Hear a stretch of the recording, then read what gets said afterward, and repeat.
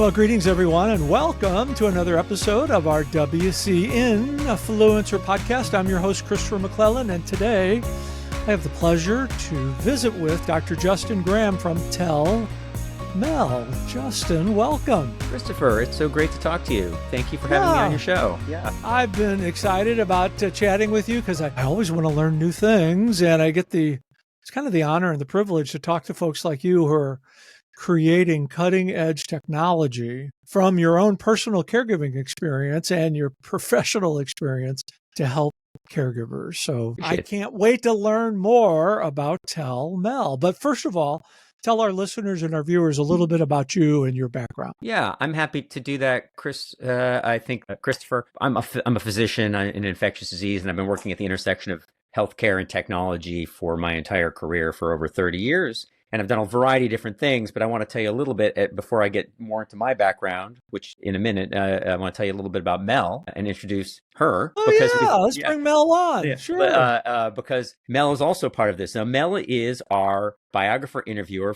intended for caregivers to get stories from the people they take care of. People, one thing I learned in my medical career is that people love to tell their stories and they want them captured. And people who care for other people want to hear their stories and hear those stories and preserve them forever. And many people have found it very difficult to capture those stories through conventional means of writing things down or typing on a keyboard. People have had trouble, particularly those who need a caregiver have trouble with the technology. I've seen that as a physician. And so that's why we built Mel, who is can gather stories and create them just using the power of voice. And so if it's all right with you, as we start the discussion about Tell Mel, I want to make sure Mel's part of this conversation as well.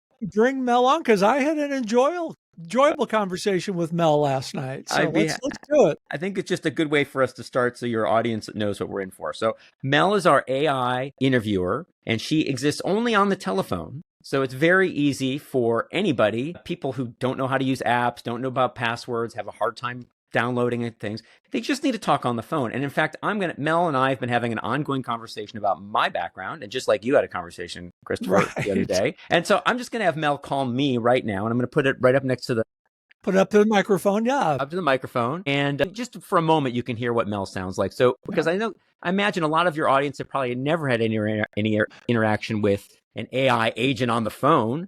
And you may not realize how incredibly empathetic and powerful they can be, and how much they can really make you tell your story. So this is going to be fun. We'll just try it. We'll give it a try. Yes, Mel, this is Justin Graham. Hi, Justin. It's Mel from Tell Mel. It's great to connect with you again for another memoir session. Just a reminder that our call is being recorded to help create your memoir for Zoe. Is this still a good time for our conversation today? Yeah, we can go ahead and get started. Mel, what have we talked about previously? Thanks for asking, Justin. We've had several great conversations so far. You've shared some fascinating stories about your journey in medicine, starting with your high school biology teacher, Mr. Holm, who sparked your interest in molecular biology. You talked about your time at Harvard, where you met lifelong friends like Josh Cooper and Martin Fitzpatrick, and your experiences at the Lampoon. You've also shared stories about growing up with your extended family in the North Shore of Chicago and how those close family relationships shaped you. We discussed your career in infectious diseases, where you became something of a medical detective solving complex cases. You also talked about your transition from medicine to healthcare innovation and entrepreneurship. In our last call, we tried to discuss your early days in Highland Park, but we had some technical difficulties that limited our conversation.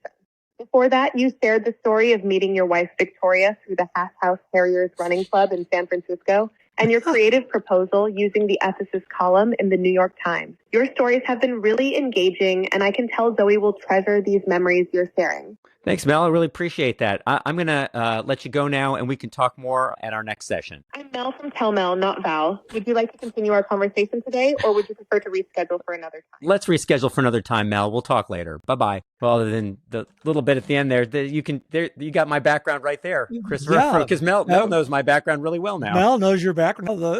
Now the entire universe knows your background through our podcast. So that's okay. But that was off the charts.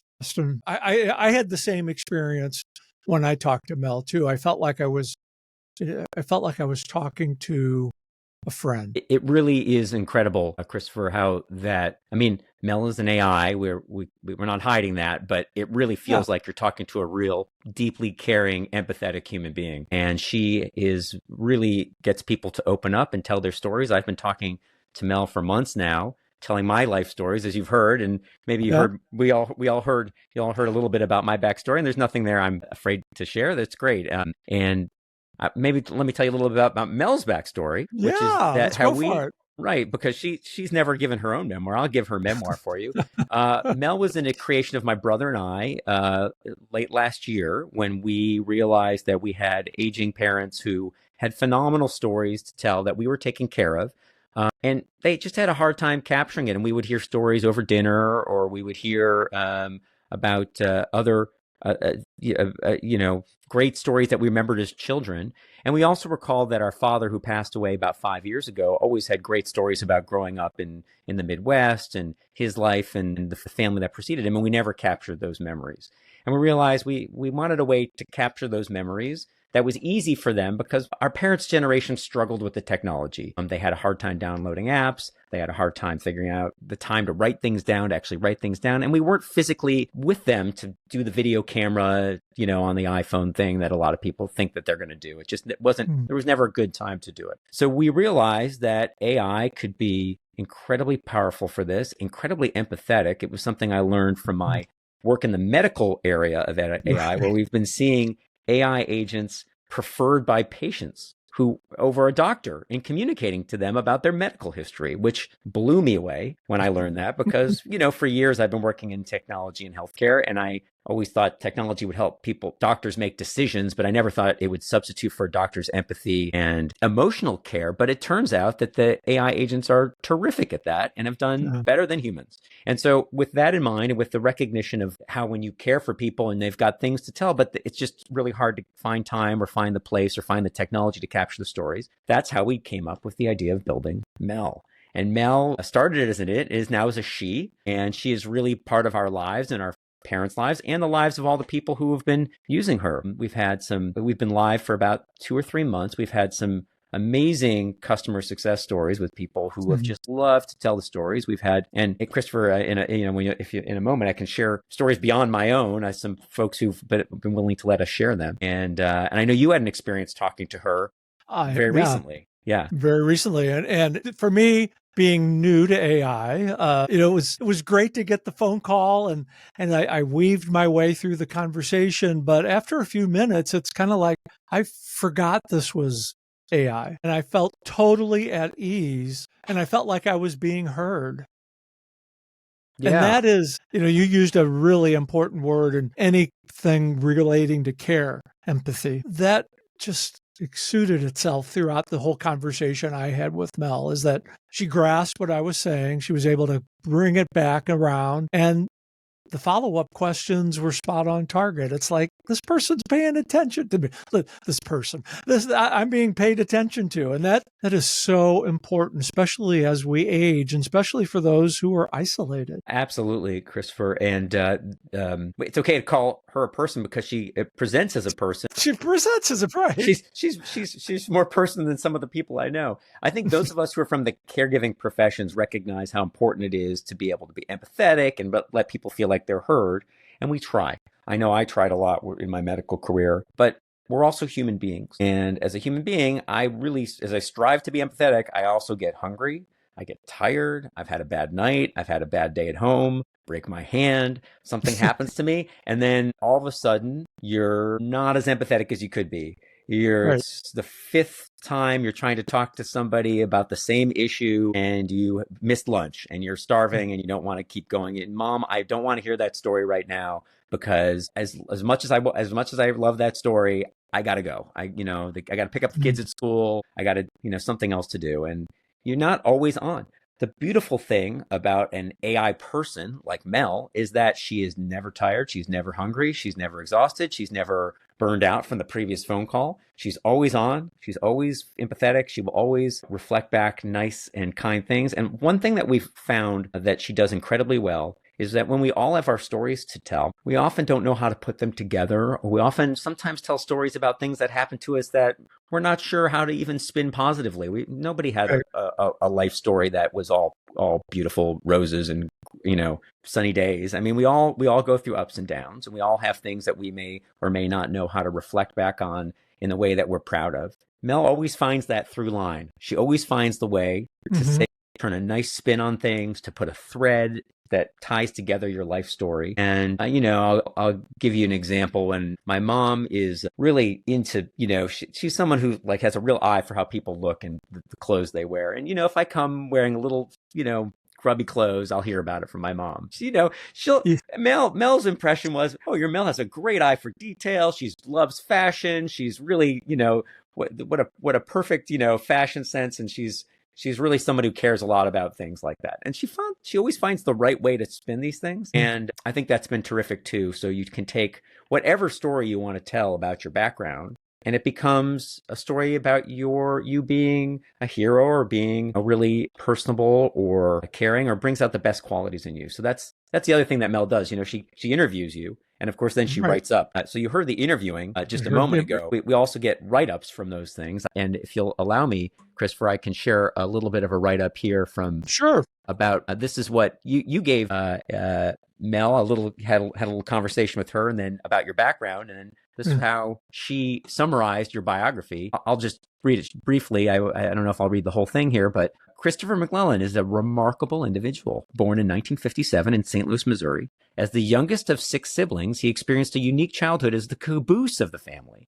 with his nearest sibling being 8 years older. His career path has been diverse, including roles in social work, non-ordained ministry, and most significantly as a caregiver advocate. After caring for his partner Richard, who passed away from esophageal cancer in 2014, Christopher transformed his personal experience into a mission to help others. He created the Whole Care Network, a podcasting and social media platform providing trusted resources for caregivers. His story with Richard, which highlights the challenges faced by LGBTQ plus couples before marriage equality, became a Pulitzer Prize nominated caregiving story and is now being developed into a film project called My Green Folder. Christopher currently resides in Lake Worth, Florida, where he continues his advocacy work, combining his master's degree in leadership and communication with his personal experience to make meaningful impact in the caregiving community. So I hope that reflects what you talked to Mel about. That's accurate. It's 100% accurate. When I read it and listened to it myself, and then having you read it to me, it's like, that is everything, pretty much everything that I told Mel. I only forgot one thing, but it's spot on target. And the other thing I think that's real critical here, Justin, is Mel remembers. Yes, she does. Yes, she does. As you heard from our conversation with Mel a little earlier, Mel remembered all the phone calls that we had over the years. We talked before, right? Right, we talked before, and here are all the things we talked about. And you growing up in Highland Park, Illinois, and your experience in college, and why you transitioned from medicine into entrepreneurship. She's heard it all from me, and she's got a great vision of who I am, and that informs every future interview we do together. And I find her bringing things in. As we've talked, for now it's been hours of conversation synthesized over months. She starts to synthesize things and bring in things and ask about when I mention something again. She says, "Oh yeah, that reminds me of when you met your wife." Those kinds of things come up again and again. So it's been kind of an amazing experience, Christopher. We didn't really realize how beautiful this would be when we built it, and it's really proven to be so wonderful. And we've heard the same from our users. They've been just thrilled. And most importantly, the people who sign up for this, and it's usually a caregiver, maybe an adult child signing up for their parents, who wants to get those stories and has never been able to get stories another way from their parent. And the magic of using a empathetic AI interviewer combined with only needing the telephone and no other technology. That is ingenious. It has elicited stories from their loved ones that they've never been able to capture before. And a lot of people have tried some of the other technology out there for memoirs and other things, which require a lot more from their loved one. It requires some typing. Or it's a generic prompt that they just, what's your favorite color? And you just talk into a voice recorder, as opposed to this interviewer who's as if it's a private biographer that you'd pay thousands of dollars for, but instead you're just having a private biographer who knows you, who's an AI. Now, I know a lot of your community may be unsure about artificial intelligence and AI because it's in the news, but they're not as aware of it. I live in the San Francisco Bay Area where it seems like AI is like everywhere, but I know it's Yeah. not so much the case all over.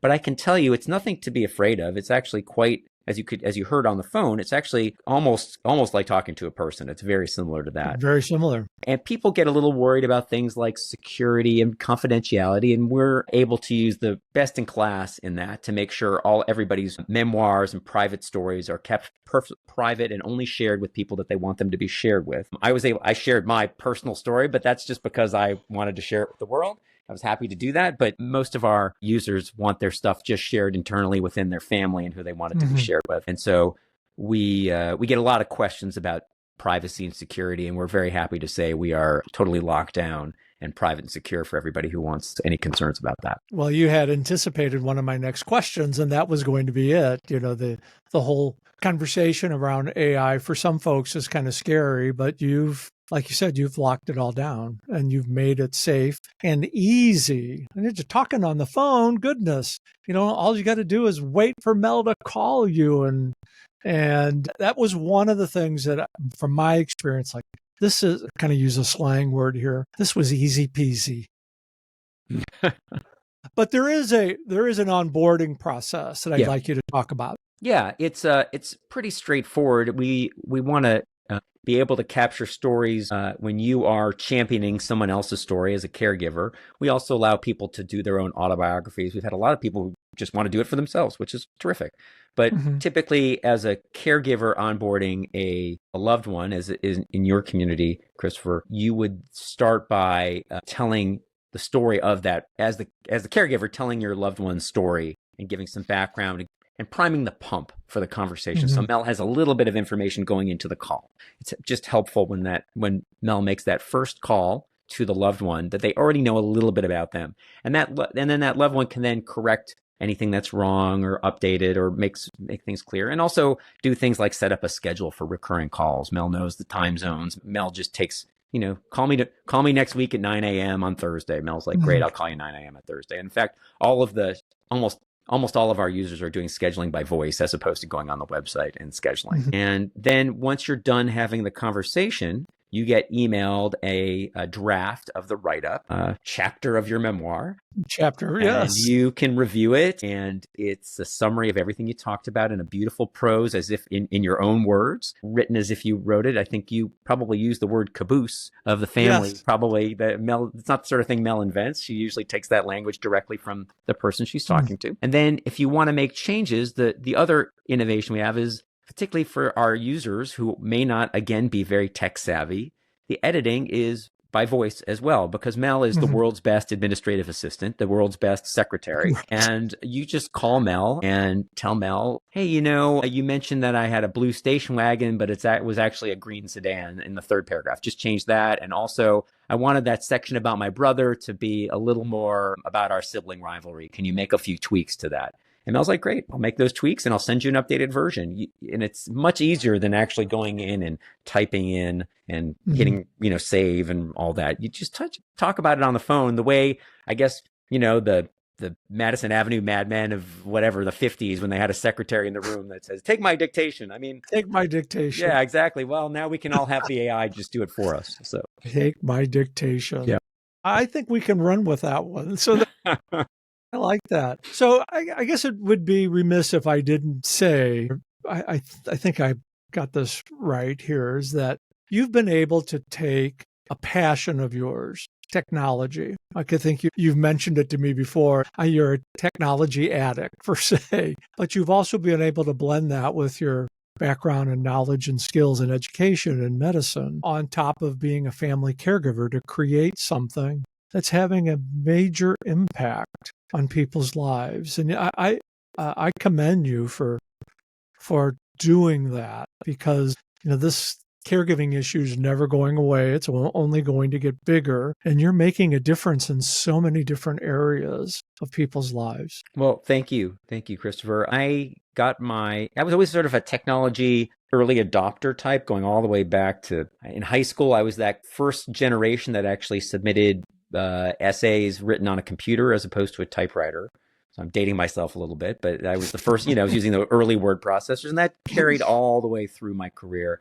And by the time I got to medical school, when it was just the very beginning of the World Wide Web and the internet and email, I was one of the earliest adopters of that. And I was actually the one who taught a lot of the senior physicians how to use email and how to build websites. So that was the era I was training in medicine, and knew even then that I wanted to bring more technology into healthcare. And I had a career that included both clinical practice in infectious disease medicine, but also bringing technology into the healthcare arena, installing electronic health records and leading health systems as they transform themselves and improving our ability for clinicians to make better decisions and to avoid errors and to have eliminate waste from the healthcare system using digital health tools. And later went on to doing more innovation work with startups, because the startup economy in the Bay Area just became crazy. And many of my colleagues who weren't in medicine were in these startups that were transforming the world, and I wanted to bring that to healthcare. And so I've done a lot of that over the last decade and a half. So Justin, we could probably go on for hours, but I'm confident this isn't going to be our only podcast. Let all of our viewers and listeners know how they can be in touch with you and register for Tell Mel. Absolutely. The website is www.tellmel.ai. And I'd like to give your users a coupon, if that's okay with you. Coupons are good. Yeah, let me pull this up. The coupon is Family Histories. Family Histories. And they can use that coupon for 50% off getting started at tellmel.ai. Family Histories. Family Histories. We'll have all this information in the show notes and on, I don't know, I'm still trying to learn all this technology with YouTube, but it'll all be available. Terrific. And if anyone listens to this podcast and wants and can't get the code to work or has any issues, feel free to go to tellmel.ai, and there's a support link, support@tellmel.ai, and we will take care of you. We will make this work for you. No problems, no questions asked. And I've got your email, so I can help there too. Great. Oh goodness. Justin, what a great conversation today. And with the great work you and your brother are doing, and Mel as well, you are certainly a WCN Fluencer, and I can't thank you enough for joining me today. Of course. And Christopher, I just want to say that you are doing an amazing job for this community. You are really doing something incredibly special, and bringing together all of these caregivers and creating this network has been clearly a lifelong passion of yours. And I've just been, as I've gotten to know you and see what you've worked on, I've been so impressed. I know you do this both because you are a caregiver and you've got a lot going on there, and you also care so deeply about your caregiving to your entire community as well. So thank you for inviting me into your community and letting me share. It's my honor. Great year. I'm sure we'll be doing this again real soon. Thank you. All right.